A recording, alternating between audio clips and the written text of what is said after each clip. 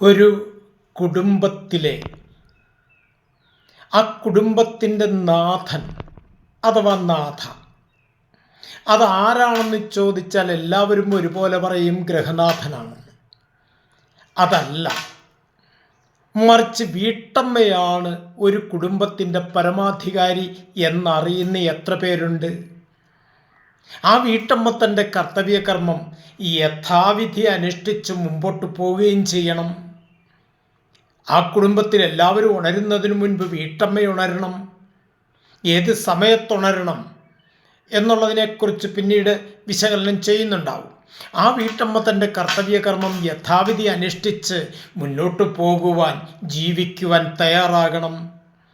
കാരണം കുടുംബത്തിൽ പരസ്പര സ്നേഹം, വിശ്വാസം, സഹവർത്തിത്വം, പാരസ്പരികത നിലനിർത്തിക്കൊണ്ട് ജീവിച്ചാൽ അത് പൂർണ്ണ അർത്ഥതലത്തിൽ കുടുംബമായി മാറും. ഇല്ലെങ്കിൽ അത് എന്താകും എന്ന് പറയാൻ സാധ്യമല്ല. ആധുനിക കാലഘട്ടത്തിൽ എല്ലാം ആർട്ടിഫിഷ്യൽ കുടുംബങ്ങളാണ്.